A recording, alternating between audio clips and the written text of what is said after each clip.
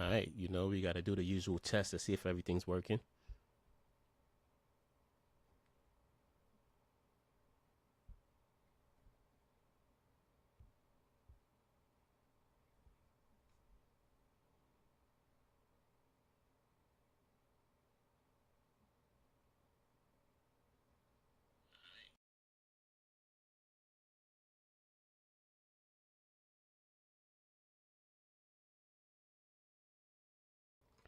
And I think that we're good, man. What's going on, people? What's going on, buddies? Wheezing it like a weasel. Buddy, it's popping. How's everybody doing today? How's everybody's week been going? Did everybody have a good, what is today? Wednesday? No, today, did everybody have a good Thursday? AKA hump day? Did everybody chill? Hopefully you did. Hopefully it was great. Me, I had a great week as well, chilled out, doing a lot of exercise this year, trying to get the gains going, don't want to be a old guy, in the traditional sense and be unfit. So been doing a lot of that. But yeah, everything's great. But we are here for a specific reason, right? We are here today to see, as usual, what is going on in the wonderful world of gaming. And why is my stuff just moving so much? I'm sorry. I have like a pillow and just like, it's annoying. One day I'll have like a pro YouTuber setup. Sorry. There we go. I think that's better. One day I'll have like a pro YouTuber setup and everything will just like work as it should, and I won't have any issues. No, even if I have a pro setup, I probably still will have issues, but um, it'll get better as we go, peeps. All right, just bear with me just a little bit, a little tiny bit, okay? Um, but yeah, man, we just here to see what's going on in gaming, see what's popping. A lot of news, man. I'm hearing some things about the Division 3. Obviously we heard some stuff about the Steam machine to see what's going on with that. Uh, the Division also getting like a definitive edition for the first one, which the first one I do feel like is the better one of the two, in my very humble and casual opinion. I feel like the first Division far exceeds the Division 2. I know that might be a hot take because Division 2 has a nice fan base, but uh, I don't know, man. I just really enjoyed the first one. Maybe because it was just more straightforward. I don't know. But regardless, heard some stuff about that. Marvel Rivals is getting a new season tomorrow. I am like, I'm not gonna say I'm the ultimate Marvel Rivals fan, but I will say that I thoroughly enjoy that game. I think I have over 1,000 hours in it. I have so much fun with it. This is not without its problems, which is coming in a video, maybe like next week. But I'm working on a video. It does have its problems, and the problems have been there, and the problems, in my opinion, are glaring. So we're gonna talk about those things as well. What else? What else? A few things going on in gaming, man. You know, the news has been quiet. I think everyone is just kind of, it's like this calm before the storm. End of the year, we're gonna get GTA 6. It's gonna take the world by storm. So right now, everything is kind of calm in January, but overall, pretty good. I feel like I left something on. Give me 1 second. I think I left like this thing on. I need to.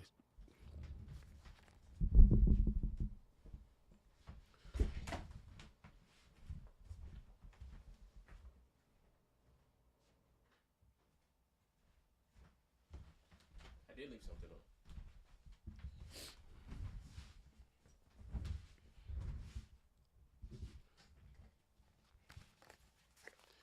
Yeah, I definitely left something on. You know how you have like your, wasn't time for that. Have your like, my bathroom has like a fan in it, and when the light is on, it just like over and over. Pretty annoying. Pretty annoying. But yeah, man, we're here to talk about gaming, talk about what's going on this week in gaming in general. That's what we do here every Tuesday and every Thursday at 1 p.m. sharp, unless some barring something crazy happens where I just can't do it. But this is what we do, and this is how we get down. So Uh, yeah. So what we're gonna do is, as we, sorry, as we usually do, I'm gonna start with my favorite website ever. It's called The Tube. It's something that I call The Tube, and we're going to check it out, man. Let's see what we got going on here. All right, Aaron Pierre. My YouTube is like messed up, bro, because I'm getting stuff where it's like I don't even watch this type of stuff, and it shows up. I watch gaming stuff, you know. I don't like the video. Sorry, Aaron. Respectfully, Wicked. Like, why am I getting Wicked on my stuff? I don't like that either. Sorry, guys. Oh my goodness, my thing is just the Tonight Show. Like, I don't know what happened to my algorithm. It just shows me stuff that I don't really be into. Now this, I'll probably watch this at night. I do fall asleep to the stuff like this, but yeah. Let's see what's going on in gaming, man. See if my seed. Okay, Code Vein 2. All right. I did not really enjoy the first Code Vein. It's just something about it, man. I don't know. It seems like it's lacking something, and something's missing from the first Code Vein, in my opinion.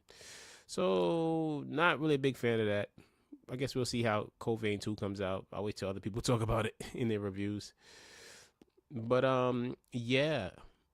What else is going on? You know what I'm gonna do? Here's what I'm gonna do. I'm gonna do the big brain thing. I'm gonna click gaming. That's what I'm gonna do. There we go. All right. Let's see what we got. What's going on? What is going on? Ooh, Infield. Arknights Infield. Yeah. I'm looking like I'm not like a gotcha. You know what I'm saying? Like I'm not like a gotcha player or anything like that. Like I don't do like the pity system, and I don't like, you know, like try to get every character and do roles and stuff like that. For some reason, it feels like people that do gotcha, they spend a lot of money to do the gotcha, and they gotcha. I don't do it, man. I can't, bro. They spend a lot of money to do gotcha. I can't spend that much. So, but Infield, Arknights Infield, I will admit, from the gameplay that I've seen, I'm like, this looks like the first gotcha game that's gonna gotcha me. Like I'm gonna get gotcha'd with this one. So I'm excited to see what this is gonna be about. Let's check this out. How about that? Whoa there. I'll admit, I wasn't expecting One Republic when Arknights Infield finally announced its release date. It's always been about Starset, going back to the OG Arknights, but it Like I really enjoy. quickly grew on me. I enjoy Maybe the it's art because style. the energy matched the sci- It looks really good. It kind of reminds me of a little bit of AI Limit. AI Limit looks good in a really anime kind of way, and this does the same thing, but it just looks cooler. One thing that I will say, like the Eastern developers, Japan, China, whatever, they do so good, bro. Oh my goodness, they do like drip wise, they do such good like character designs, outfits. I don't know where they come up with this stuff. I mean, Tokyo is like the fashion center of the world, so I guess Japan makes sense. But like, they do such a good job with the drip, and I'm always intrigued by it. sci-fi manifest Destiny vibe. Either way, conveniently, give me something described exactly what I was hoping for from Infield since it was first revealed in its top-down form. Of course, as someone who sampled their fair Top-down. share of games throughout the years, Genshin, PGR, Lua, HSR, I ain't gonna lie, Genshin. Genshin is like 90% there to be a good game to me, but I tried it and I was like, doodle. I couldn't stick with Genshin, boy. Like Genshin. I don't know, man. Genshin just, it's like, it's I don't know what it is about Genshin. Like Genshin Impact is like, it's like I fight through it to make it feel like a game that makes sense to me, but I don't get it. Like it's like it's open world, but it doesn't feel like an open world. If I don't know, man. Genshin, there's a lot of fans of Genshin. Don't get me wrong, but I don't get it. Now, Wuthering Waves, I haven't played that, but I heard that was great. But like I said, I'm not really a gotcha, so I don't. Reverse 1999, ZZZ, so on and so forth. We don't talk about Tower. ZZZ should actually be called another name, and I think I'm gonna call ZZZ for now on. If you don't know what ZZZ is, sorry, ZZZ is Zenless Zone Zero. I'm gonna call it GGG, Gooner Game Gooner, because that's a Gooner game now, boy. Like when I first played it, it was like, all right, cool. That game is straight goon, boy. Like Jiggle Fizz. Like anyway, never mind. But ZZZ is straight gooner, boy. That's For all I'm saying. fantasy. There's always something appealing about a fresh slate. A brand new world to explore with stunning, hopefully interesting characters to meet and build out. A new combat system to master and cry about when I can't clear the end game. And of course, a banger soundtrack. If it Music looks is good important. enough, it's worth a try. Maybe I'll invest dozens They do have a male character, but I don't think who's playing the male character. Like honestly, truthfully, like I don't play female characters the goon unless I'm playing Stellar Blade because you have to. So it's kind of like a forced goon. So I'm forced to goon there. But like I'm not playing the male character in this. Like he doesn't even look as cool. He got the same outfit. He doesn't even look as cool as her. Like I'm playing a female character off rip. upon dozens of hours. Maybe I won't. What better entry point than free and plenty of ways to avoid commitment? But it's different with Arknights. I relished the world and its lore, the mysteries of Originium, the harshness of Oripathy, the many diverse factions living out their lives, the calamity, and the little stories inhabiting each character. Combat looks good, boy. I can't lie. Combat looks fire. As much as I enjoyed the tower defense machinations, I wanted something more. I don't know what tower defense is. That's how much of a casual I am. I don't even know what is tower defense. If somebody watching this later, or even like, what is the tower defense game? Like, I have no clue. But they keep talking about tower. I hear it all the time. Like, oh, it's a tower defense. It's a tower. What tower? Where's the tower? More dynamic, with a presentation that would do this incredible setting and characters justice. And that's taking the already incredible art style and music into consideration. Great. Infield delivers that in droves, which is honestly impressive. It's just giving epic. It seems like it's gonna be epic, bro, and that's what I want. Like this is what I'm looking for in the game right now, and I've been searching for this for a while. So for a very long time, not for a very long time, but I guess all through 2025, I was looking for a game, right? And Arknights Infield just might not be it too. It just might not be it. It might be not that, but I'm looking for a game like this, where it's a game that is vast. It's a game that is epic. It is a game where I can go, I can explore, I can like just chill out, vibe out. If I want to sweat and do something crazy and fight a tough boss, I can, but I don't have to. I think Where Winds Meet is that for a lot of people. I try Where Winds Meet. It's too much. Where Winds Meet is too much for me. That's too much game. I tried it twice, and I was just like, I can't. It's just too much stuff going on. That's a bit too much. But hopefully, Infield is a little bit more forgiving in that, and they give you a little bit less, but just enough where you can just explore stuff, and there's a whole bunch of story. Where Winds Meet, you know what? Maybe Where Winds Meet is not too much game. Maybe I just don't want to play it on my PC. I can't stand playing games on PC. But either way, I want a game where I can explore, I can go, I can just like roam around and then find something that I didn't know was there. And I'm like, oh, this is cool. Let me do this thing. And then I don't got to sweat, and I could just explore the world, take the world in, and really feel immersed in it. I know a lot of people that play gacha games, they play these games because they trying to get the characters. Like, I don't care. Like, they want to get the perfect setup for the character. I don't care. I don't care if my characters make sense. I just want to play a cool game. I might play that seven Deadly Sins game too because of that, because that one looks kind of cool. And I know those characters. But anyway. Impressive, given that it takes place on a new planet over 150 years in the future. As the leader of Infield Industries, the imaginatively named Indministrator, you're responsible for a great many things. Helping the Terrans on Talos 2 after the Ether Gate that led them there was destroyed over a century ago. Exploring the wilderness while dealing with risks like the Agaloy, a mysterious hostile species, and the Landbreaker Raiders. Utilizing all of the machinery that you developed, just to name a few, of course. The only problem is... Oh, that's fire, boy. Come on, bro. There's no way, bro. You're not going to tell me that is fire, boy. I didn't know you could do that. Yo, this game is going to be that. I think I'm an anime fan, so that's probably why I'm leaning a little bit more towards this. So there can be some bias here. There could be bias, like, oh yeah, you just like this because it's anime. It might be.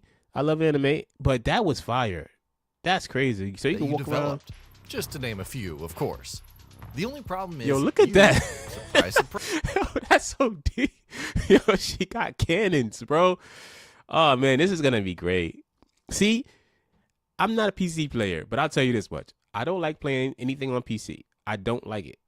I'm sorry. I don't like playing like on my sitting at the desk and playing at the monitor. I don't like it. But there's certain games that I will forego my feelings towards all that stuff, and I'll be like, you know what, I'm playing. I don't care. My back hurt. I don't care. I don't care. I can't feel my legs. Don't care. Losing feeling in my feet. Don't care. Playing the game.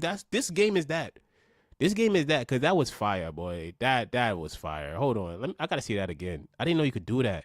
What if you could make different weapons and do Of this? course. This is The only problem is you've, surprise, That's surprise, That's Raiders, crazy. utilizing all of the machinery that Wow. you developed. I'm sorry. Just sorry. Because I'm just gonna do that all the time. That's the type of way I play games. A mysterious, hostile species. That's crazy. And the Landbreaker Raiders. Utilizing all of the machinery that you developed. Just to name a few, of course. Yeah, that's The fire. only problem is you've, surprise, surprise, lost your memories. Uh-huh. How? Why? Well, that's the greater mystery. I don't know what it is with like gotcha games and lost your memory. Like, why does every character lose their memory? Like every character loses their memory. I don't understand why that is a thing. It's a meme at this point. It's memeable. Oh yeah, you lost your memory. Ha ha. Ha. Like every game. I don't understand. I don't get it. And you can bet that it has something to do with Originium.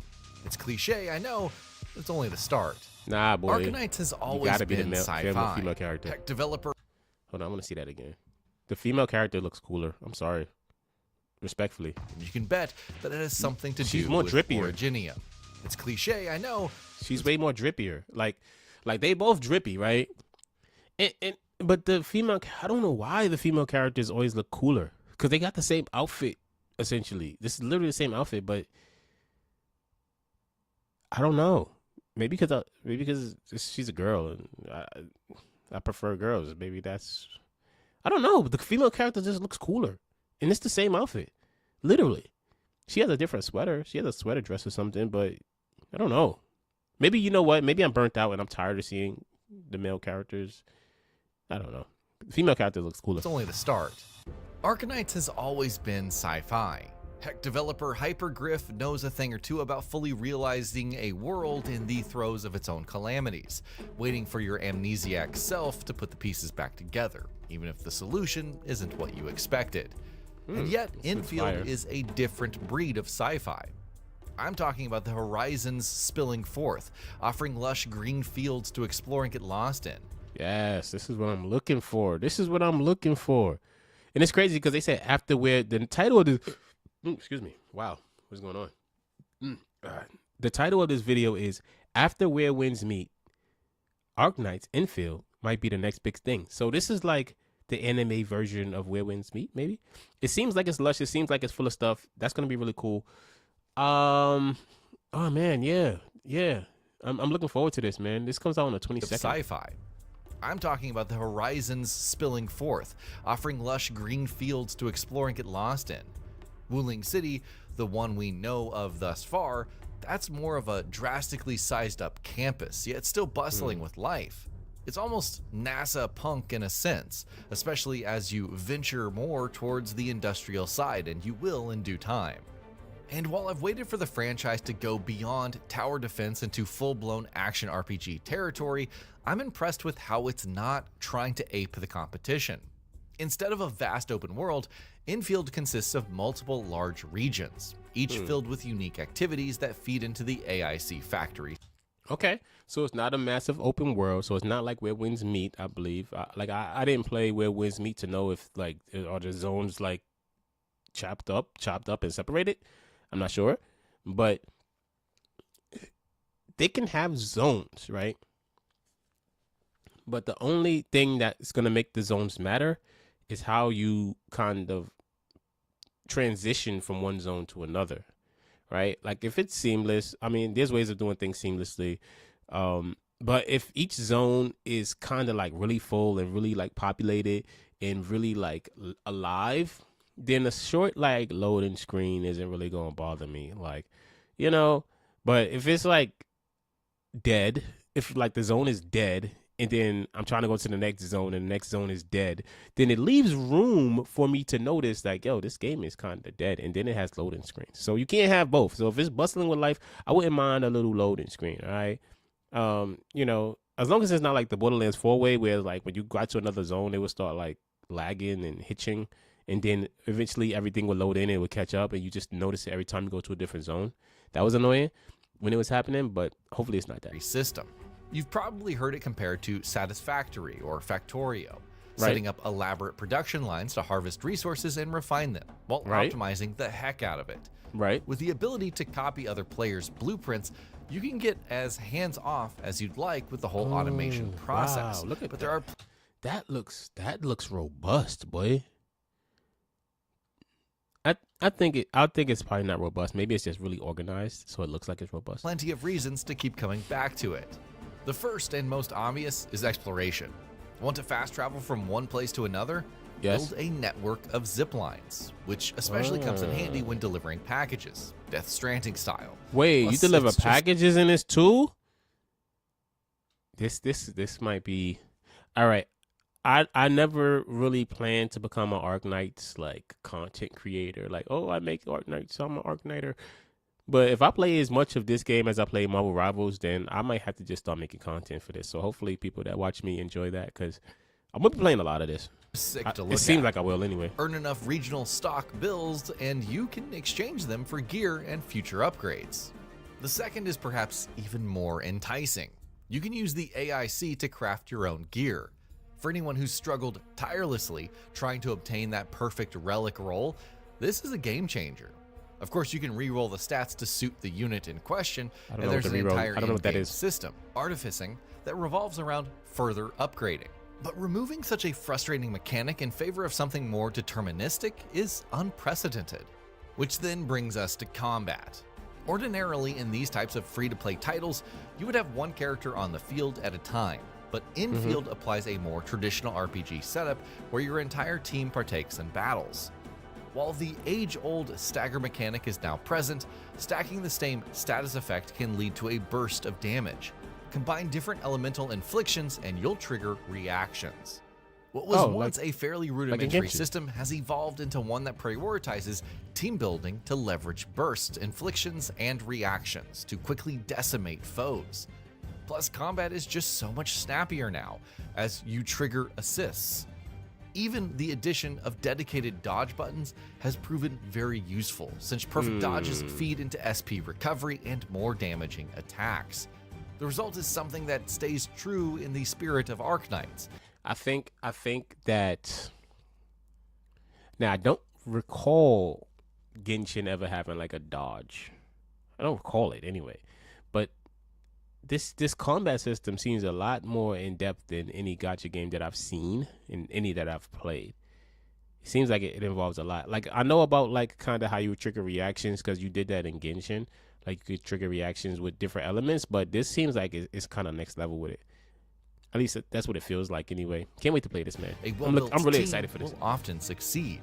At least around launch, I wouldn't put it past Hypergriff to add more premium units that power creep the older ones, or even necessitate other premium units to unleash their full potential. I've played these games before. However, the biggest selling point of Arknights Infield, it could have been released much sooner. There didn't need to be another beta, with how successful the original is. Right. Hypergriff could have very easily unleashed this on fans desperate to play. Right. However, it didn't. Instead, it spent the time and money to rework significant portions of the story while massively improving the combat and factory system. This is gonna be a hit. It's gonna be a hit. You know why? Just because of what he said just now. Companies don't do that. They said we're not gonna put the game out right now. We're not worried about trying to get money right now. We're gonna make the game as good as we possibly can because we actually care about this game. And then we're gonna put it out. So they rework systems, they fix things. They said we're gonna take the time to make this game as great as we can.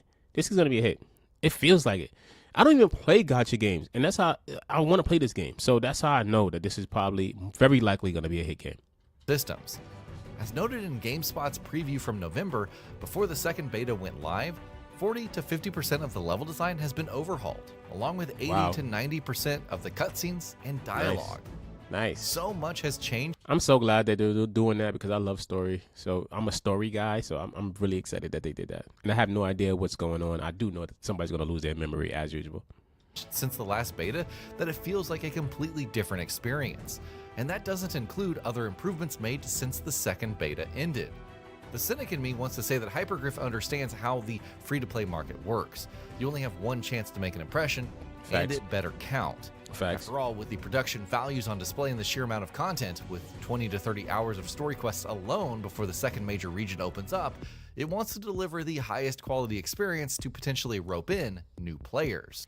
Hopefully, with all that time that they took to fix everything and rework stuff, hopefully that I'm hoping that the performance is good. I am praying that the performance is good.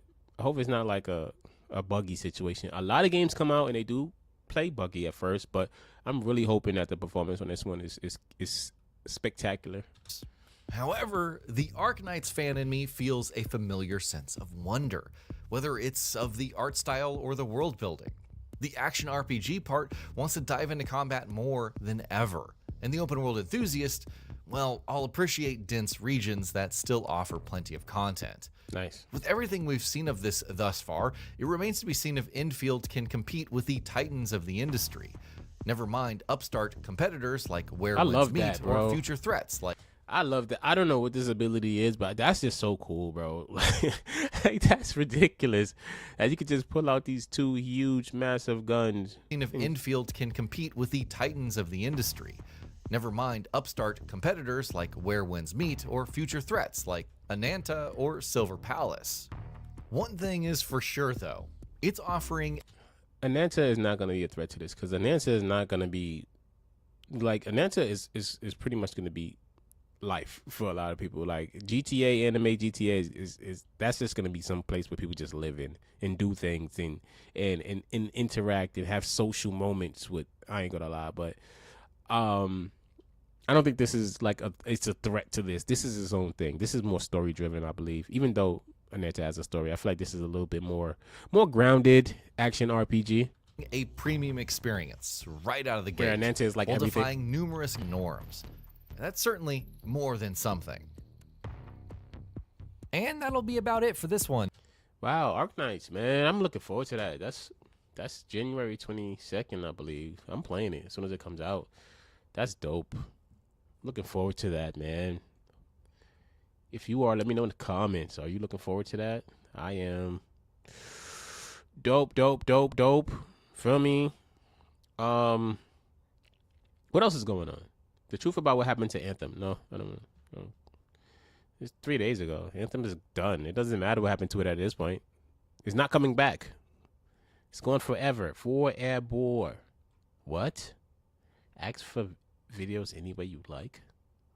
What is this? Okay. Never seen that before. First Descendant. That's another game I started playing but stopped because, you know, it didn't grasp me at all. Yeah, man, I'm looking forward to Arknights, man. Is there more information out there? Layoffs rocked the game industry yesterday. Meta, Ubisoft, and even Major Nelson impacted. Gaming industry. Realism mode for the Division 2. I heard about that one. Let's see what's going on. Hey everyone, Rogold here. Welcome back to The Division 2. And today, I have been away for about a week or so. I was visiting some family. And as with any time that I pack up and leave for a few days, a ton of new information has come out. Dope. I shouldn't. Do it. So, there is going to be more than one video here on the channel breaking down everything that we learned over the past couple of days, but in this one we are tackling the biggest news that we got, and that is what the devs' plans are for the 10th anniversary celebrations for The Division coming up in March. You may recall that we did some videos talking about how the FPS Day event in Japan was set to premiere all of this new info. Well, that happened over the weekend, and we're going to go through everything that was revealed. Cool. That includes the new realism mode that is coming to the game, crossovers with Splinter Cell, Ghost Recon, and more, the announcement of Year 8 content being right around the corner. There's a ton, so let's get...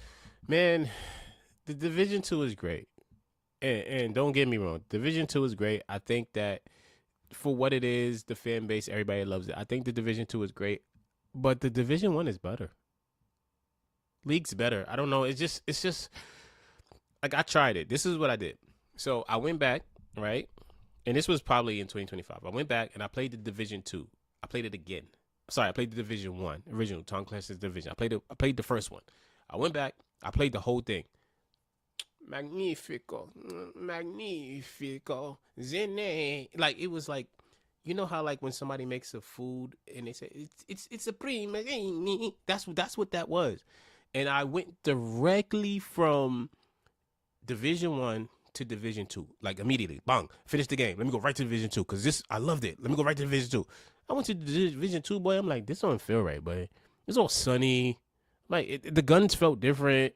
I'm like, man, like, nah, bro. They changed a lot. And a lot of people say like, yo, what it is now is better. Nah, boy. I don't agree. Like, I feel like Division 1 was just way better. Not even just an aesthetic, but I felt like the game played better in my very, I guess, weird opinion. But I guess that's just my thing. Get right to it. If you don't want to miss out on any of this stuff moving forward, then you know the drill. Be sure to subscribe. A huge shout out and thank you to our channel members for your ongoing support, especially in times like these when I have to leave for a few days. It is more appreciated than you know that you have the channel's back. All right, but without further ado, let's get to it.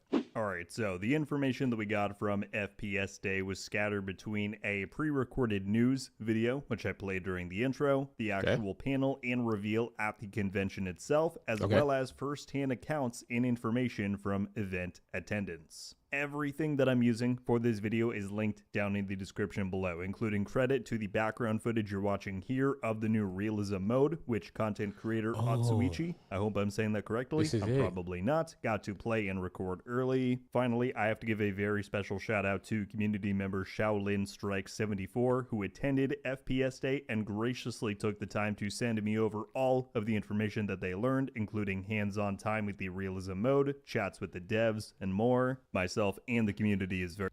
Immediately, my mind goes to wonder, like, why didn't they have a mode like this earlier? Like, even when they had the Division 1. And the only thing that I could think is, if they had, like, a realism mode, somebody would just go John Wick with it, and they'd probably finish the game in, like, an hour, and just be like, okay, yeah, I'm done. Like, I just one-shot everybody.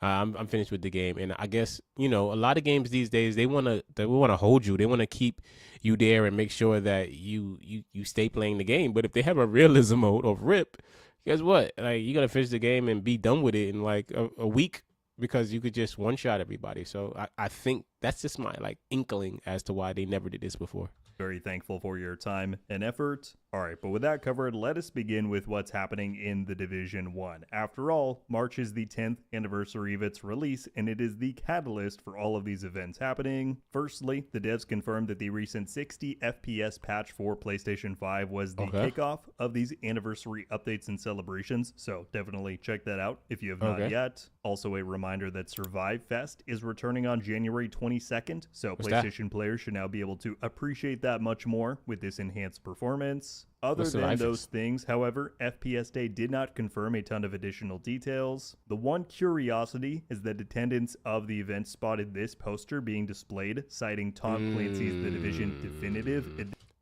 I don't know what the Definitive Edition is going to be, but guess what? I'm on that, boy. Like, I don't know what they're going to do because... like, obviously, they're not going to change the base game, I would think, right? Like, they're not going to change the base game. They don't need to. I feel like it's fine as is. Maybe they're going to add something to it, or I don't know. I'm really curious as to what the definitive edition of the Division would possibly be. Like, what would that actually be? Because the Division 1, from my understanding, didn't get any, like, extra DLC. Like, we got different modes, like survival, the underground, but that's all part of the game, so I don't know what the definitive edition would actually do or actually change significantly to the game itself. I'm extremely curious to see what happens here. Edition, but this was not mentioned within the developer presentation that we got, nor anywhere else. But this does not line up with any prior Division 1 editions or packages that we have, right? The Gold edition before already included all of the DLC. Across the board, the devs did say that there are going to be more anniversary announcements and surprises in store that will be revealed as March approaches, so it's very likely that we will hear more on this in the coming weeks, but it's something to keep an eye on. I'm going to give the Division 2 another shot. Like, what I'm going to do is I'm going to play the Division 1 again because I love that game. I'm going to give Division 2 another shot to see, like maybe, you know, it was just a time because sometimes I have my moments and I was just playing and maybe I just wasn't getting it and it wasn't clicking. So I'm going to try it again. But I feel like if they make a Division 3, they got to go back to the roots, bro. They have to go back to snowy New York, bro. Like, that is literally. And it might be biased. It might be biased because I am from New York, right? So I might be biased, but it was just like everything about Division 1 was just so cool, bro. Like, I don't know. Maybe the change of scenery is why I didn't like Division 2. I don't know, but they got to go back to their roots in Division 3, man. Snowy, bleak. You can feel, like, in Division 1, you could just feel the despair. Like, you got people fighting over food, people fighting over clothes. It was just like, man, this is peak, man. Oh, man. Division 1 was so good. Absolutely.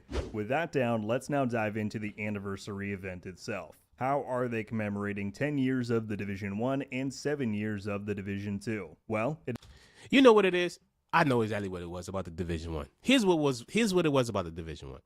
Division 1 was good because the gameplay was good, obviously. But the Division 1 was also good because it happened in New York, right?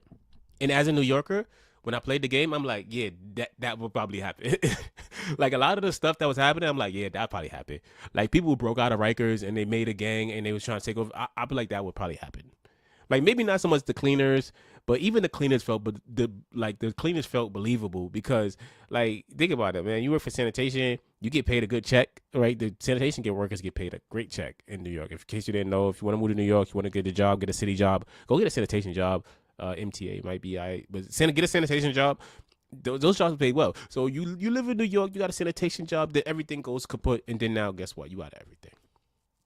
I had to take the test to get in. I had to take the test to get into sanitation. I had to wait on the waiting list to get into sanitation. Now I'm into sanitation, and now it's over. Now I'm a cleaners, and now I'm part of the cleaners because now I'm just mad. Like, every single faction that existed in New York inside of the division felt like it could really happen. It could be real. And that's probably why I love the game so much. I'm not from DC, right? I don't know. Like, would that happen? Like, like, would they storm the White House and just get away with it? Well, you know what? That did happen in real life, didn't it? Oh, man. So maybe I'm just biased. Maybe I'm just biased. I don't know. Let's continue. But I just felt like everything could possibly happen. It has been confirmed that after the conclusion of Year 7 Season 3, Mutiny, which is our current updated season in the Division 2, instead of them launching directly into a Year 7 Season 4 or Year 8 Season 1, we will instead enter a new special anniversary season. From what they've said, it sounds like this is going to be a mini season, right? It's only going to last for a couple of weeks within March specifically. However, what's up with the story, boy?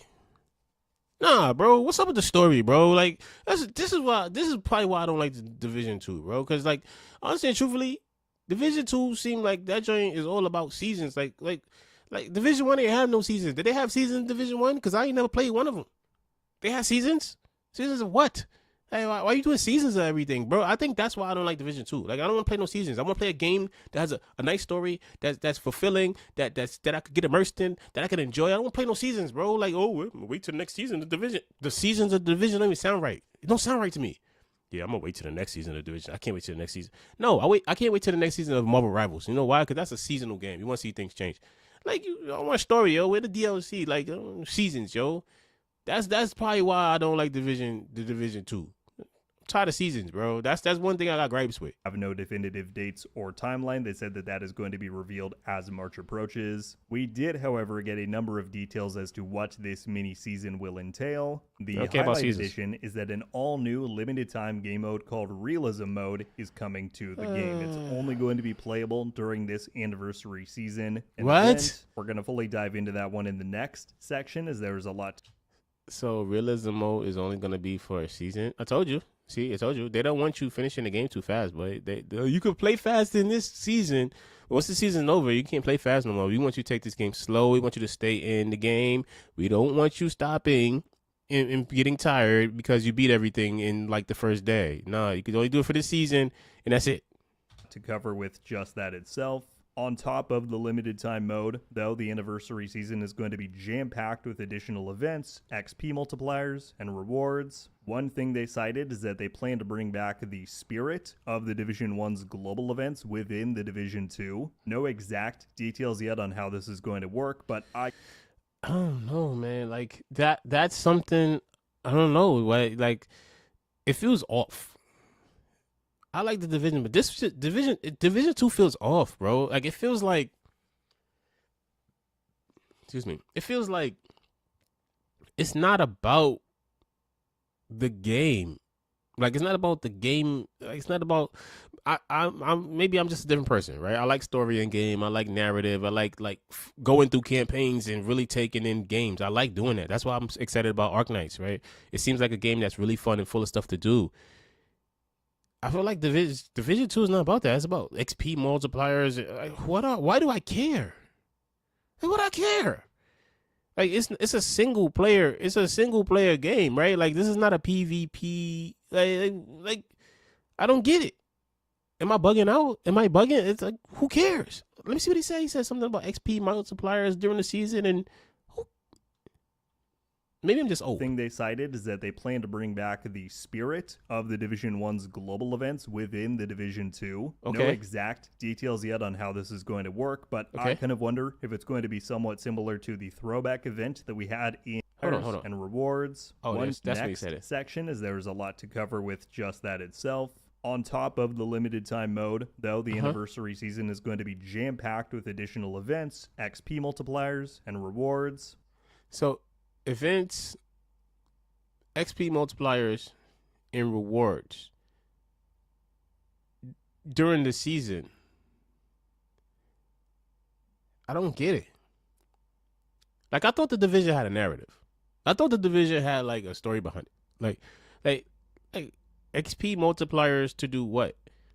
To get items faster? Are there things? Maybe I just haven't been in the game enough. Like, what's the point? I don't know what we're doing that for. One thing they cited is that they plan to bring back the spirit of the Division 1's global events within the Division 2. No exact details yet on how this is going to work, but I kind of wonder if it's going to be somewhat similar to the throwback event that we had in 2024, if you were around back then. Essentially what that was the team spotlighting different legacy climax missions ahead of the release of Seasons 2.0. And in doing so, they had them on like a 2 or 3 day rotation, so it was a constant flow of new incentives and rewards. But given this mini season is set to only last for something like 3 to 4 weeks, and there were 6 individual global events in the Division 1, I wonder if every 4 or so days of this season, we will see them activating new events on the timeline. And perhaps unlike a traditional global event where you have to manually opt in, these may layer on top of our existing. I'm watching this right now.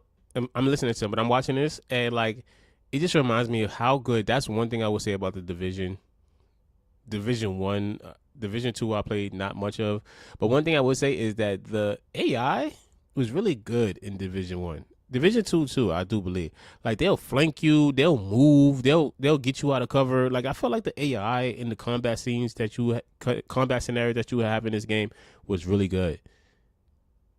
And it still looks good, even here in the Division 2 content that they're showing right here. Modifiers, hence them saying they want to bring back the spirit of old global events. I'm kind of thinking they'll do more simplified mechanics, kind of like the stat events that we have now, Something like headshots deal increased damage and create toxic explosions upon kills to mimic the Outbreak Division 1 global event. Or if you're within 10 meters of an enemy, you gain X amount of increased weapon damage for the Assault GE. We'll see how exactly they end up doing it, but that's one thing that we can expect to see. On top of that, they've said that there will be new named and exotic items to chase. I can't wait to see what those are going to be, but I would not be shocked if they are meant to honor old Division 1 items or talents. They also confirmed that some sort of crossover event is going to be happening with the Division Resurgence, which if you don't know is the upcoming mobile spin-off title for the franchise. Not a ton of details given here, but I think this confirms my theory that this will indeed be launching during March, so stay tuned for more info on that. And then among other rewards and progression to chase, they did announce that a new event pass will be unlocking during this season, and it will feature collaborations with multiple other Clancy IPs and games.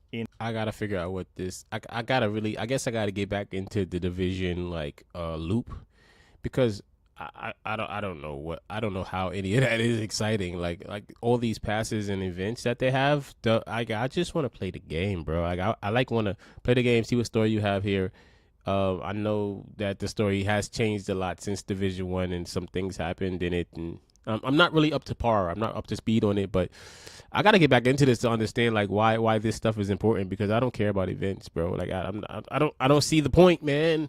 In particular, they showed this image confirming that Splinter Cell, Ghost Recon, and Rainbow Six Siege outfits and cosmetics will be present there. So that is just an overview of this mini season that is on the way. And again, they stress that more surprises await us. But this sounds really cool, and I can't wait to get further details on how exactly it's going to play out. Next up, I'm sure you are all anxiously waiting for it, so let's dive into what we know about this new Realism Mode limited time event. To reiterate, for now, this is only going to be available for the duration of the anniversary event mini season, so likely only around 3 to 4 weeks in total. Could they be testing this to potentially return it in the future, like we're seeing them do in the game right now with companions? Who knows, but for now, this is what we're getting. The other very important stipulation to cover with this is that it is only going to be available for owners of the Warlords of New York expansion. The reason being, this mode and experience is exclusively set within the New York map and the content that is within the Warlords campaign.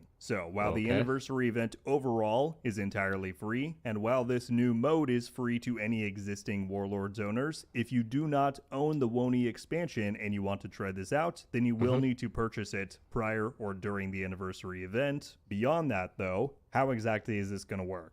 Well, while the mode is available, the game will be giving you an additional character slot, meaning you do not need to delete any alt characters to try it out, but this will be accessed much the same as a hardcore character is, where you need to create a character from scratch that is designated as a realism character. Once you do that, you'll load straight into the beginning of the Warlords campaign, and then you're off. So, what is Realism Mode? How does it differ from the Division 2 gameplay experience? Get the one-shot everything, right? Well, it's, as the name sounds, a realistic take on the Division 2's world and combat. In Realism Mode, you will have no gear or access to any of the standard item, talents, or perks. Right? This is not an RPG experience. Instead, you simply have your agents and access to different weapons and skills that will unlock as you progress. A stamina bar and system is set to be present, so you will not be able to just indefinitely run around. In this mode, both damage and health for you and the enemies have been completely retuned and set to behave realistically towards the caliber of weapon that you're using. In other words, headshots will very often one-shot an unarmored enemy. Weak points are also much more susceptible, whereas body shots are going to be less effective. As far as your agent, you have greatly reduced health and armor. Again, this is going for a very realistic approach. UI is going to be limited, including the absence of a radar. Directional indicators will be reduced. Your HUD is going to be much more limited in terms of what information it feeds you. On top of that, restock boxes are going to be disabled. Ammo is severely limited. There's no health or armor regen. Your skill cooldowns are increased.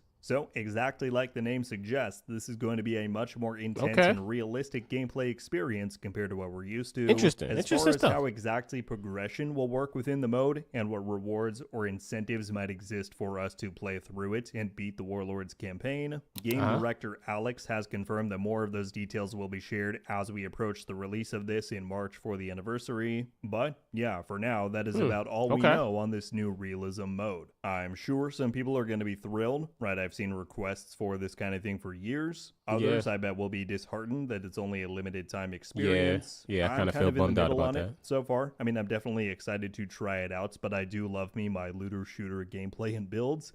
So I'm not quite sure if this will hit the same as classic Division gameplay normally does for me, but I am ecstatic that they've invested so much into giving us a truly limited time mode here. This seems like it's going to be cool, man. For that reason alone, I have to commend the effort put into this. Interested to see how it lands, for sure.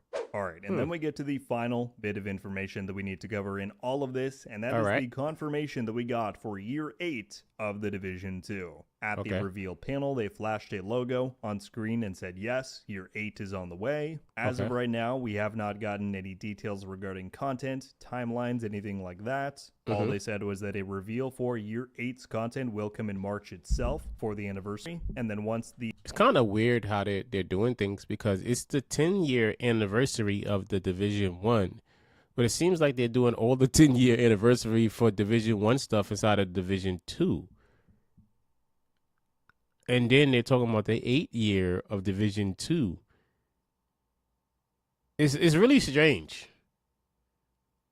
That's really strange. Division 1's 10th year anniversary is here. We're going to put the anniversary stuff in Division 2.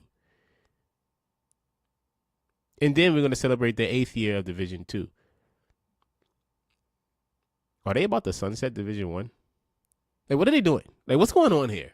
It's kind of weird. It's kind of confusing here. The mini anniversary season concludes. Year 8 will begin. There's been some deliberation as to when and what exactly that means. Some think that we won't get Year 8 Season 1 until early summer. My interpretation of their wording was that this will come immediately after the anniversary, meaning they would launch straight into Year 8 towards the end of March or beginning of April. And that kind of guides me to my final points that I wanted to hit home on all of this. Throughout all of the information conveyed to us during FPS Day, the devs have continually emphasized that what they have revealed so far is not the entirety of surprises coming in March, both in terms of in-game events as well as greater reveals and announcements. So I think many of us are expecting some updates on the Division 2 survivors, holding out some kind of hope for small reveals on the Division 3, if you're crazy like I am. That's the kind of stuff that I think they will be holding for March itself, right? The actual 10th anniversary of the franchise. But if it was not apparent already, there is a ton coming our way to keep us occupied in the meantime, and I really cannot wait for this all to kick off. So there you have it, everybody. That is everything that we have to go over. Yeah, man. I don't know, man. It's kind of confusing what they're doing. I'm speaking from a place of bias because I really enjoyed the Division 1. Division 2 kind of whack. I'm not gonna lie. I'm not. It's not whack. It's not whack. It's just, I don't know, man. They doing all the stuff in Division. I don't know, man. I just feel like Division 3. Obviously, they said that's in production. It's no secret. It's currently in production. I don't know how long it's been in production now. Let's see. Been in production for a while, right? Let me see. Let's check this out. Let's see. When did... Whoa. Division 3 start developing.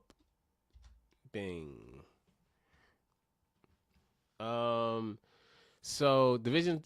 they officially started in 2023. So it's only been 3 years. So we could see, right, given that, right? Excuse me. Given that, right, we could see something from the Division 3 really soon because games typically take 5 to 7 years to make. So the game has been in development for 3 years. We could see something, right? There could be something to hype things up. You know, they got a couple years left. It's a highly anticipated game. 2027, 2028-ish, we'll see the Division 3. I don't know, man. It has been developing a little less time than I had thought, but Interesting stuff, man. Interesting stuff. Steam Machine, is it real? I don't know. Is that the real price? I don't know. Destin says they have a bigger plan than just the Division 3 that is being teased. Let's see what Destin the talking about. Division 3. I rock with Destin. You know why? This is why I rock with Destin. I watch his stuff a lot, but number one, he's been down with IGN for like a very long time, and he decided to do his own thing. Destin don't care. Like he got Save State Plus. He'll ask any question that he wants. Like even questions where it's like, okay, obviously they're not gonna give him the answer. Destin gonna ask him anyway. Like he's gonna bring it up, and I find it hilarious. Destin is definitely goated for what he does. But let's see what he's talking about as far as Division 3. Is in headlines everywhere. And honestly, it's coming from one source. It's coming from the New Game Plus showcase that happened a few days ago. Okay. Now, I already gave this team props, but it is so cool to hear the division mentioned. Now, I'm glad I waited on this story because there was another event talking about a bunch of things that are coming to the Division 2, and there could be a Division Definitive Edition of the original game released in the near future. Let's talk about what has been said about Division 3, what's happening with Division 2, and about that very, very interesting Definitive Edition remaster of Division 1 right now. So it's a remaster. So the definitive edition of the Division 1 is a remaster of the Division 1. That's interesting because the Division 1 looks good. Like the Division 1 looks very good even now. But what would a remaster do? Like I'm curious. If you've been following this channel for like a long time, like I'm talking the old OGs, some of my most popular content is that when I was super hardcore into Warlords of New York, and I did like all the exotics, and I was making all of these videos because, you know, I was just super into it. So I made this content. So to hear this news about Division 3 has me really excited and really hyped. And a big kudos to the guys over at the New Game Plus showcase team for getting this. All credit goes to them. Let's take a look at what was said because everybody's citing this specific video. So let's just listen to what was said all in one piece. So the Division 3 is in production, right? This is not a secret. It's been announced. It's shaping up to be a monster.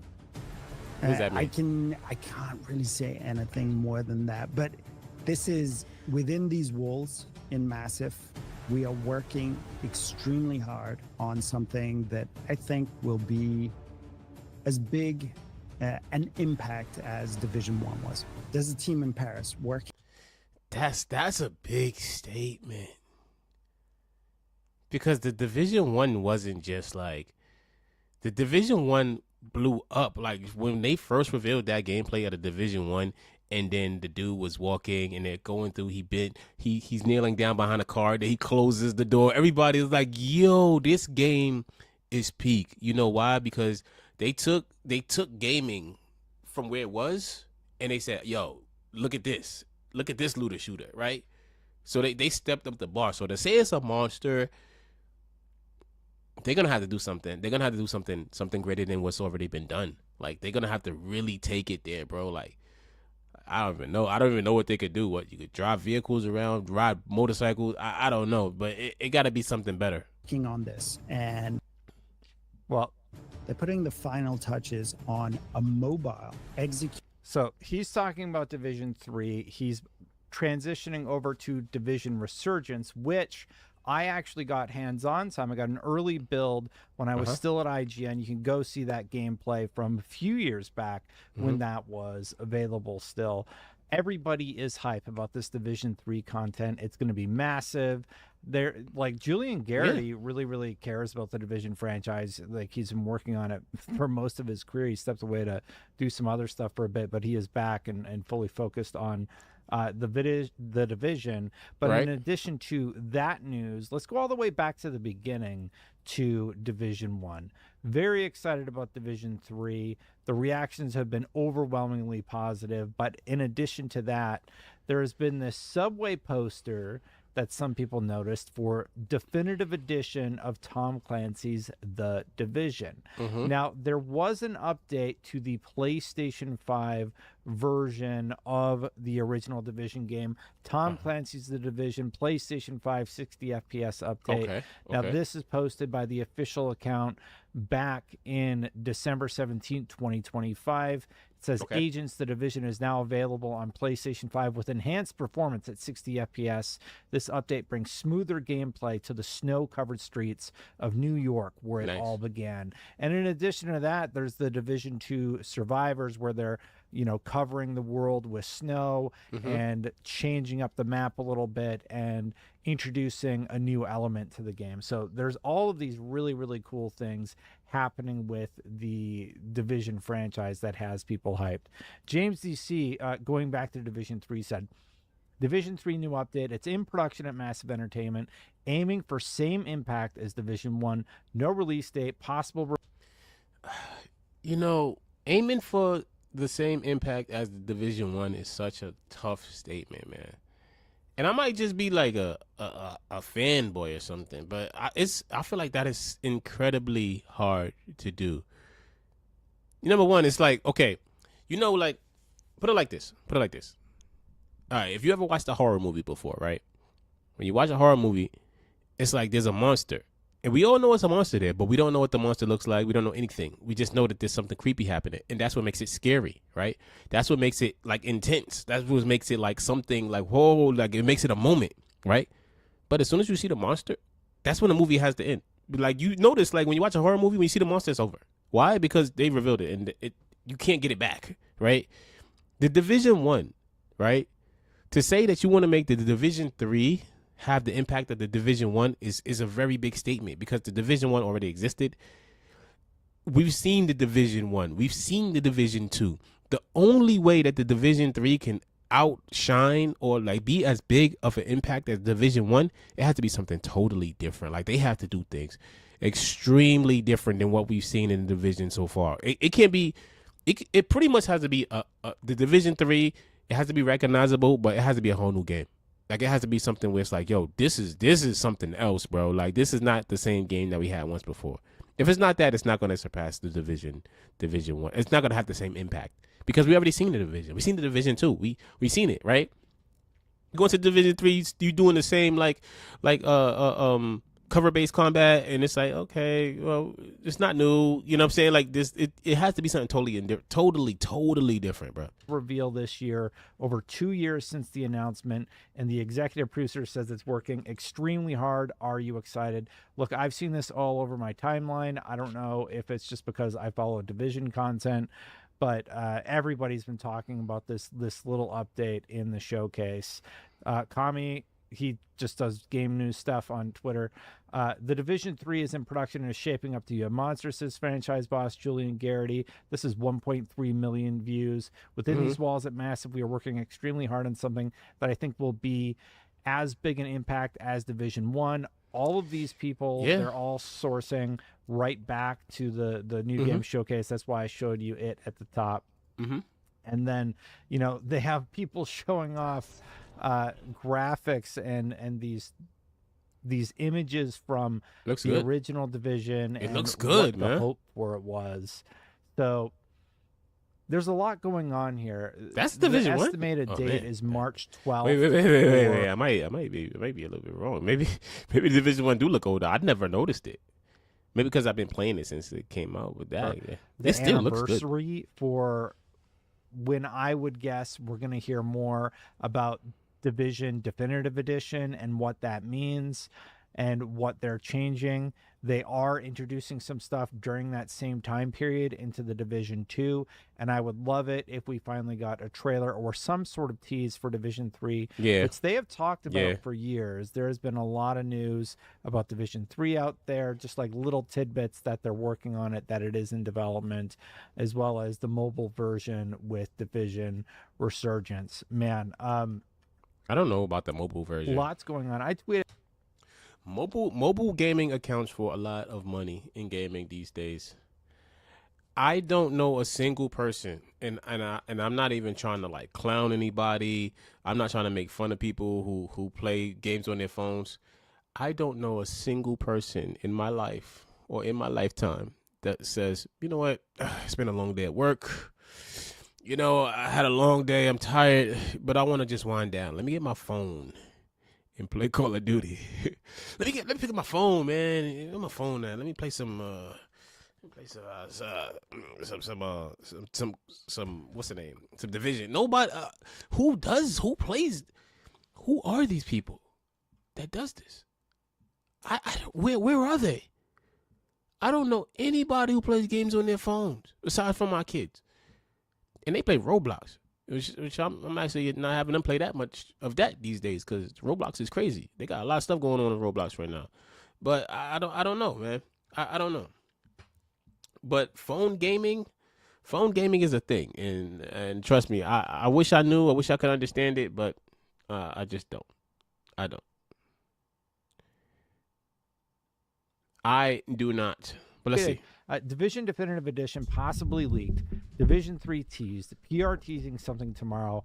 Not going to lie, y'all. I'd love an excuse to get back into Div, and it's sounding like I'll have an excuse soon. Okay. It would be so great to hop back in. They are hitting all the right notes with the hype meter, so to speak. And let's talk about what they revealed for Division 2.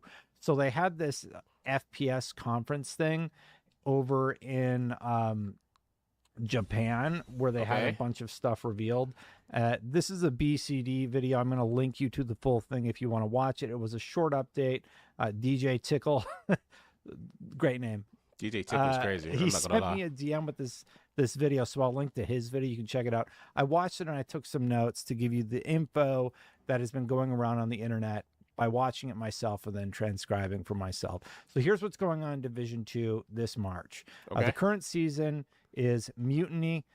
Once that season ends, a mini season is going to begin in March. It will have its own reward track. It will have an anniversary pass related to it. Unique events from Division 1 will be in Division 2, and they're going to use mechanics and ideas from Division 1. And they teased the original raid in the images. I don't know if that's what they're going to actually show, but pretty interesting that they would use that specific image in the presentation when they are talking about bringing these elements over from Division 1 to the Division 2, right?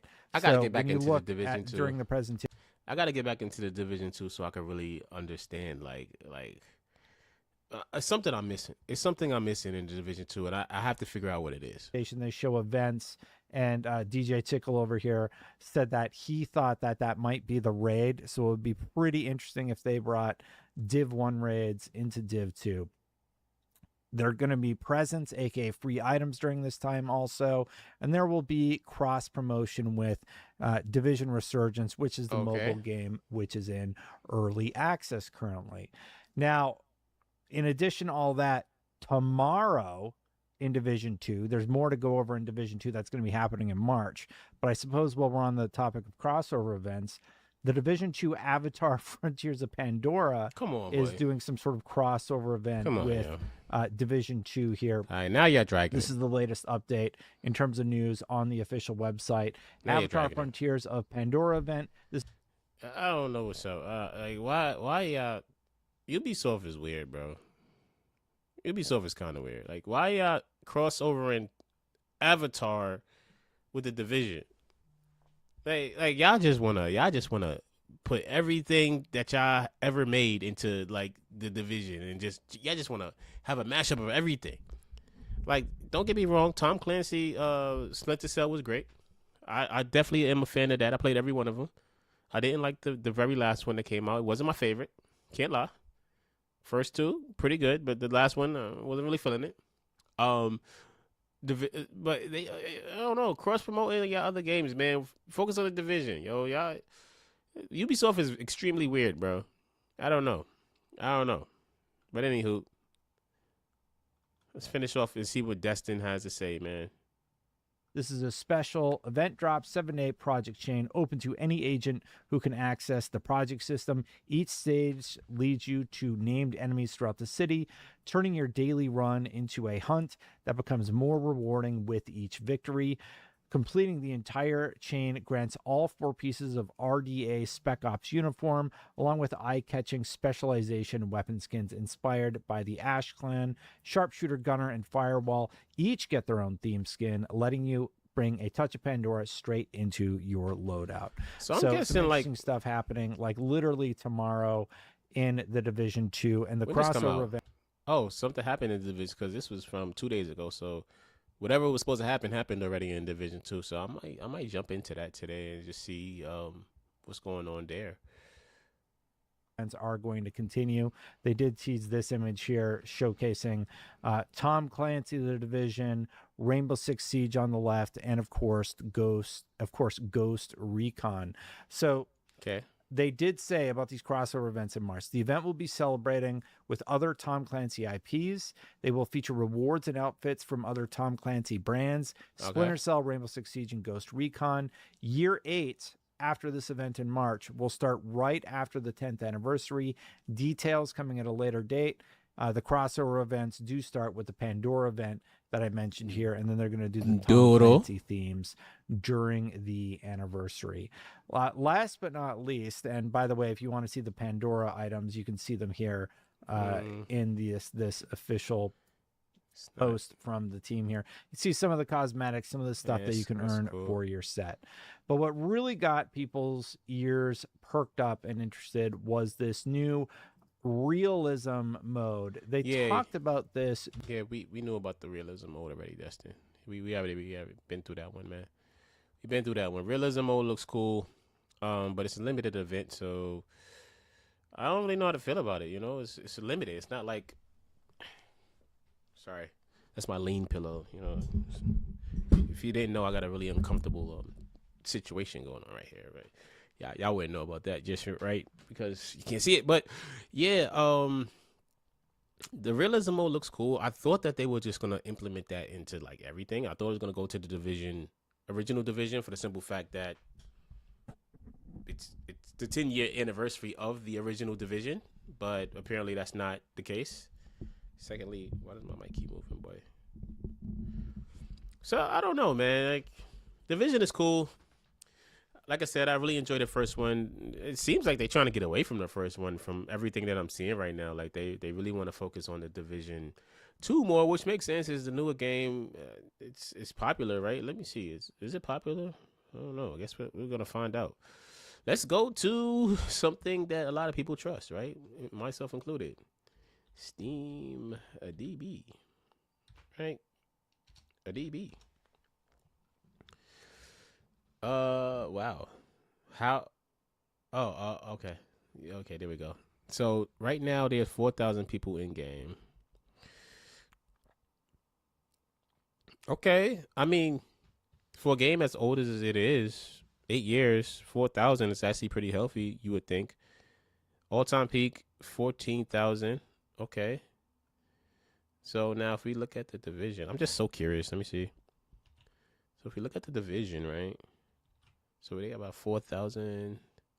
Oh, is anybody playing this? Okay, 900 people in the division. This is me. I'm probably one of those people that still played it just because it's cool. Yeah, I mean the Division 2 is more popular, clearly, but the player count isn't like ridiculous. Like they don't have a ridiculous player count in this game. This is crazy. Look what just came out like last year. I gotta look at this because this blows my mind. This blows my mind. This Borderlands 4 has as much players, and this came out last year, as an 8-year-old game. That is insane, boy. And they peaked at 300,000, but they have as much as an 8-year-old game, or maybe a little bit more. I find that really, really, really interesting and insane. But it kind of goes to show like where gaming is right now, man. Like it's crazy. It's crazy. Man. What else is going on in gaming, man? Let me check out Feedly, yo. Nothing new. There's not a lot of new stuff happening in gaming right now, man.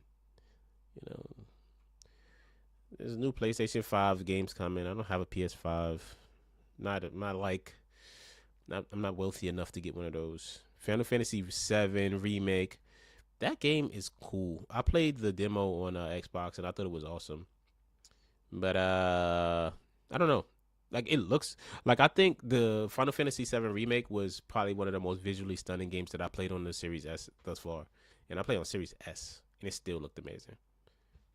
So I guess maybe my maybe my take isn't really that good because I play on that Series S. I play on like the poor guy's console, I guess. I guess that's what they call that, right? But either way, nothing new's really going on, yo. Like, there's not like a lot of new stuff happening. Oh yeah, I forgot. Deadpool, new season of Marvel Rivals. Oh, Flats got early access. I kind of want to look at Flats, but the thing is, I am like a big Marvel Rivals fan. Like, I play the game daily. And just in case you know, the highest I got was Grandmaster 3. That's like my peak. I've never been Celestial or anything like that. But I kind of don't want to spoil Deadpool. Like, I kind of want to just see and learn. Like, I don't really like looking up guides for characters in the game for the simple fact that I just like to play the character and learn to play my way. A lot of people play the game kind of like how people on YouTube tell them to play, and it's just not cool to me anyway. RoboCop. Why are they showing me movies, bro? Oh, because I'm not in gaming. Who wants this? Fallout 5? Let's see. Salutations, everybody. Fallout it 4, is Maddie here today. Hope you're all doing Shout out to Maddie. Shout out to Mr. Maddie. And one thing I'll say about Mr. Maddie, and I guess we're going through my history of YouTube. One of the first YouTubers I ever started watching in gaming was actually Mr. Maddie Plays. No glaze. No glaze. So don't say I'm glazing. But that's literally one of the first YouTubers I ever watched, like on YouTube about gaming, like ever. So it's kind of funny. Absolutely excellent. Like back when he used to. Never mind. Because today we're talking about the philosophy behind the creation of Bethesda Game Studios games. This is something we talked about in a recent video essay I did called The Rise and Fall of Bethesda and BioWare RPGs, Didn't get to watch it. Which, by the way, thank you so much for showing up and supporting that video. We spent a lot of time on it, but I want to do more video essays like that throughout this year, so look forward to that. But in that video, we talked about the philosophy behind the creation of Bethesda Game Studios titles and how they've created this focus on bigger is better ever since Skyrim, really. And what I think made their open world special originally was a finite amount of content alongside a lot of great secrets packed within them, among many other things in that kind of 2011 and before era of Bethesda Game Studios. Now, when a lot of people talk about Bethesda Game Studios today, it's usually around the talent, the Todds, the Emmels. They're not as good anymore. And I can totally get behind that conversation because when you look at their output over the last year, I think we all know they are 100% capable of doing better. And you have to wonder what's going on in the building where that type of output is permissible when you look at something like a Fallout 4 Anniversary Edition all the way to a Star... Fallout is beloved by many. Bethesda is beloved by many, and I'm not here to discount that. I'm not here to like poop on that at all. I could not get into Fallout, boy. As much as like I want to, because you know I want to be in the mix, right? I want to be a part of the I want to be down with the squad. Right? I want to be down with it, but I can't get into Fallout. Like, it's the aesthetic is just so like a do wop a do like all 1940s like I can't like Fallout and just never did it for me, bro. As much as I've really tried to enjoy it, I just couldn't. Starfield Shattered Space. But I think the bigger problem with Bethesda, as I've said numerous times, and I'm going to continue to beat the drum, is the philosophy behind the making of their games, because it changes how you think about the content you create when it has to be bottomless. When your boss is saying, we want a Fallout 5 that you could play for up to 600 hours, you don't want to make quest lines that end. You want to make settlements that are getting marked on your map. You want to make a Thieves Guild quest line that continues to give you Radiant quests that you can steal from certain places. Okay. You want to have an endless Dark Brotherhood quest line where you can continue to kill targets. What's happening? That's what this type of philosophy informs. And because I feel so strongly about it, I wanted to talk about it once more with some of these additional comments by Emil Pagliarulo and dive into how Bethesda kind of proves a recent comment about them correct almost days after this statement was made. So let's dive into it, ladies and gentlemen. If you're new here and you're into what's going on with Bethesda, consider subscribing. It seems like all the way. Bethesda, man, I think like my first foray, I tried to play Skyrim. Like I tried to play Skyrim. I tried to play Skyrim vanilla. Vanilla Skyrim just, you know, it looks like original Skyrim, right? It looks old. So I couldn't really get into that. I played some modded Skyrim and it does improve the game. But there's a magic, right? I think that people are lucky. When it comes to Skyrim, I think that people are really lucky because they have the ability to enjoy something through the lens of nostalgia. So as somebody who never really got that, when I first started playing this thing, it looked like this, and to me, it looked amazing. So it holds a special place in my heart. I don't really have that. It's like, okay, let me try this out and see if it looks cool. And if it does, then that's great. But a lot of times it doesn't because I don't have the lens of nostalgia.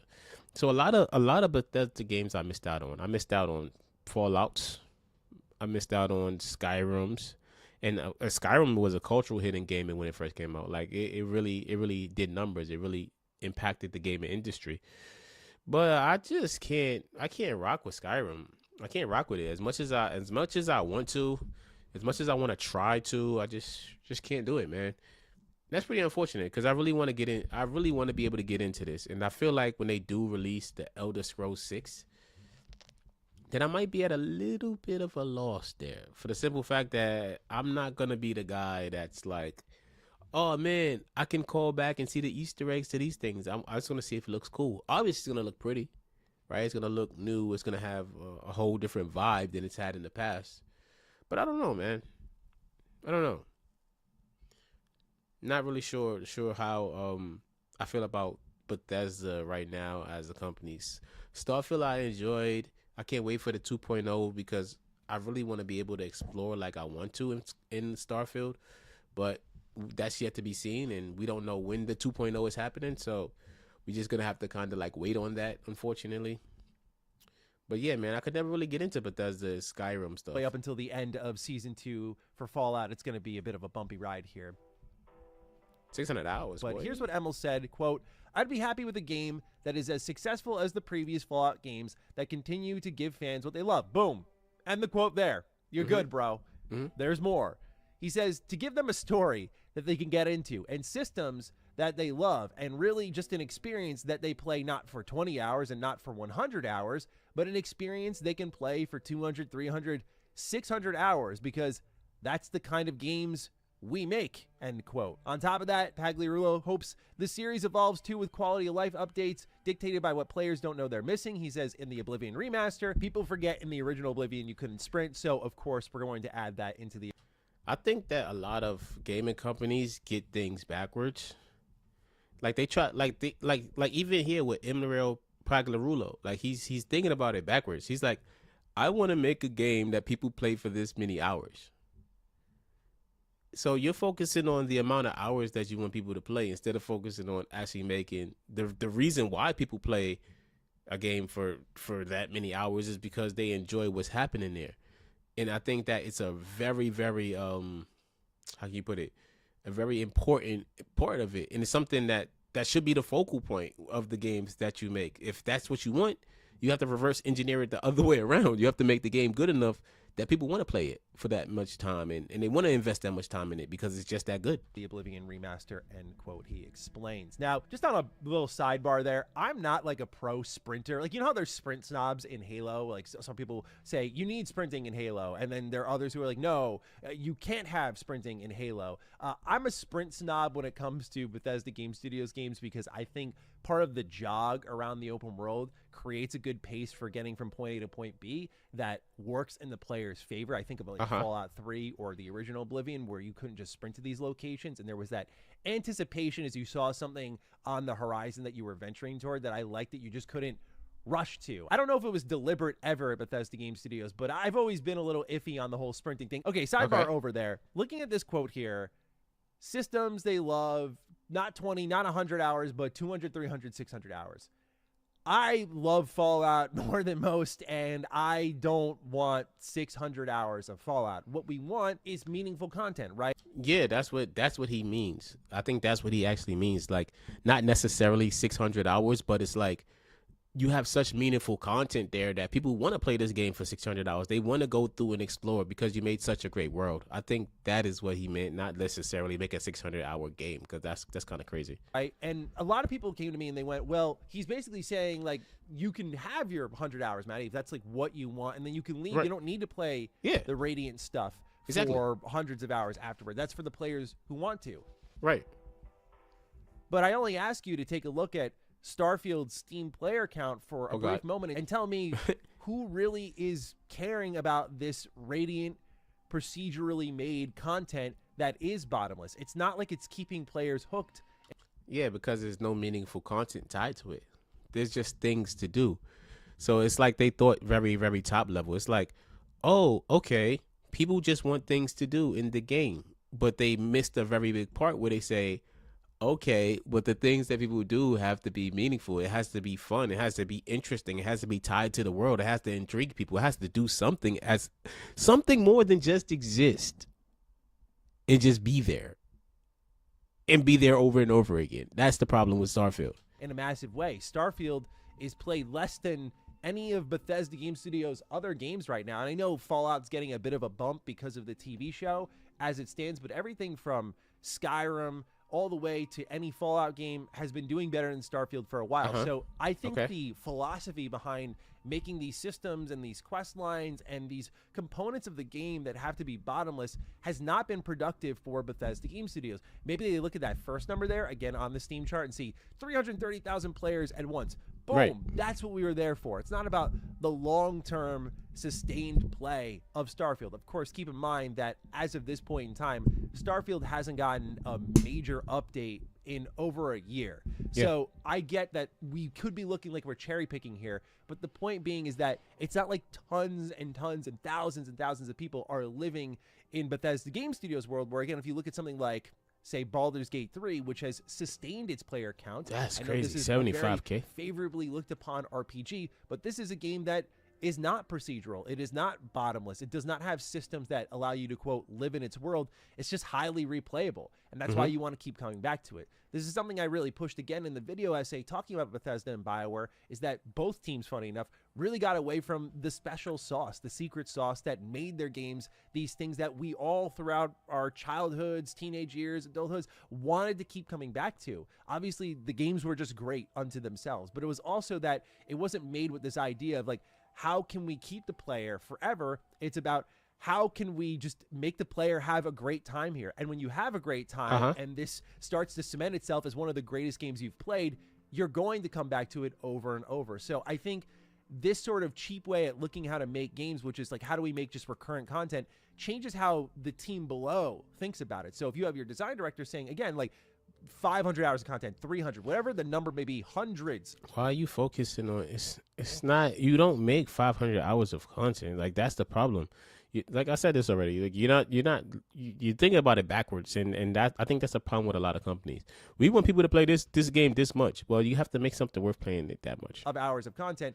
Now these quest designers that are thinking about, okay, I want to make this storyline, but should I make this storyline? Of course that storyline can exist, but is it going to be productive to our vision of like quest lines that need to keep going? Like, this has to lead to something that is repeatable, because that keeps the players engaged, according to Bethesda Game Studios. There's like a feeling that I can't really explain that you get with certain games that you play, that, like I said, it's really hard to explain, but there's a feeling that you get. It's a feeling that I get, right? When I'm playing a game, right? And I'm sitting down, I'm enjoying the game. It's like I'm playing it, and then I say to myself, and sometimes I catch myself saying it. I'm like, yeah, I'm just sitting there playing like, yeah, this is fire. Like, this is something that I'm gonna spend a lot of time in. It's just like an overwhelming feeling, and a lot of games don't do that. Cyberpunk 2077 was one of them. When I played it for real, like, I played the game twice, right? I played the game obviously the first time, when it first came out, it had the bugs and stuff and whatever happened, and I played it that time, and I'm like, like, I kind of went through the motions in playing that. But then I played it again, like I played the game. Like, I'm like, let me intentionally play the game. And when I did that, I'm like, yeah, this game right here is fire, bro. And that is what we have. That is what we lack in gaming these days. And I don't see it changing, especially with the mindset that says, I want people to play the game this much. Like, how do you know what I'm saying? Like, how do you have people come out and say that you want people to play a game X amount of time, so you just make the game bigger and more hollow? That's not gonna make people play. You definitely gotta make a game that people want to play, that they want to enjoy, that they want to have fun with, man. But rant over. Let's get back to what my boy Maddie's talking about. If it plays. This also gets into something Chris Avellone said quite recently, and I think he was spot on in his assessment of where Bethesda currently stands with Fallout. Keep in mind, this was in regards to the TV show. Right now, episode 5 of season 2 is out. I'm holding my thoughts fully on season 2 until it's done, because the discourse around it's just been terrible, but I just want to see the complete story before I give you all any like real hard takes here. I know that sacrifices some views, but I just feel like I need to see the story complete, because there's some things that I'm waiting to be angry about if Bethesda and Kilter Films don't change direction, and maybe they will. And there's certain things that I actually do really like about the show. So I just want to hold fire for now. But what Avellone said about the TV show, I think, is applicable to what Emil said here about what their next game's going to be like. He said, I don't think Bethesda hates Fallout. They just don't fully understand its roots and arguably don't care. They own the franchise, and they just want to do their spin on Fallout and make that the norm. This usually translates into a colorful, shallow theme park with some interesting DLC exceptions like Far Harbor, Point Lookout, and I was one of the ones who liked the Pit. Me too, my friend. I love the Pit. But still, theme parks are fun for some folks, so if people enjoy it, that's fine with me. As for me, I don't hate Bethesda. There are things they do well, like open world exploration, and there are things they do badly, like telling linear stories in open world games and their inability to understand how to use the speech scale. But every developer has their pros and cons. And this is something we'll no doubt talk about once season 2 is done, because right now, a lot of people are saying like Bethesda has a real hate on for New Vegas. They're wiping the slate clean. And I think there's a full conversation to really be had there. Again, that's why I want to wait for the season to be done to truly assess what information we have moving forward on what Bethesda has done to New Vegas in its entirety. As someone who just platinumed the game, like, I love that it's fresh in my mind while I'm watching this show. So it feels very close to home more than ever right now with some of the choices they're doing that I'm not. Is that show good? Is the Fallout show good? Like, I don't know. Like, I hear a lot about the Fallout show. Fallout show ratings. Fallout show ratings. What the heck? No. There we go.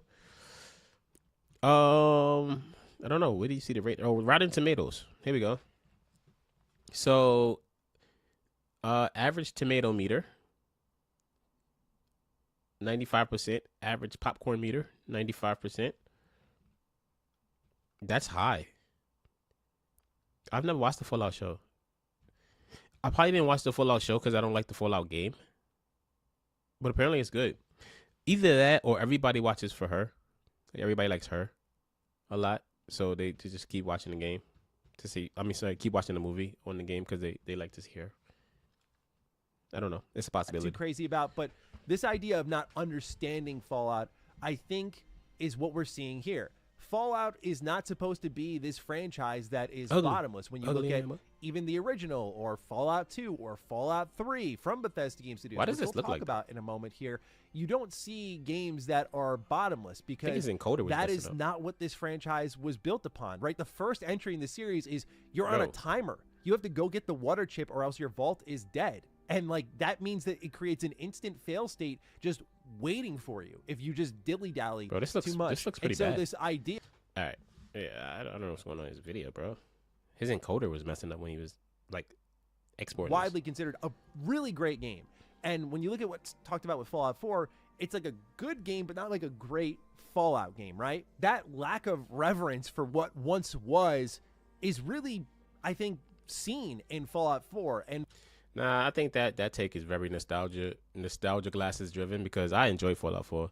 I haven't played any of the other ones, so maybe, like I said, I don't have the nostalgia of the older ones to even want to play them. for Bethesda to admit as much now confirms, I think, a lot of the suspicions of people who were kind of doubters of Bethesda understanding what they had their hands on. It's funny to me reading this quote as well, because I think Fallout 3 takes far more interesting risks than Fallout 4 really ever did, right? Fallout 3 is taking this isometric RPG and turning it into a first-person open-world shooting game. It has to rethink how VATS works from that angle. It has to rethink the radio and how 50s music plays into this world. It has to. I ain't gonna lie, 50s music is, I don't know. I feel like it takes me out of the game sometimes, bro. I can't lie. I feel like it takes me out of the game sometimes, man.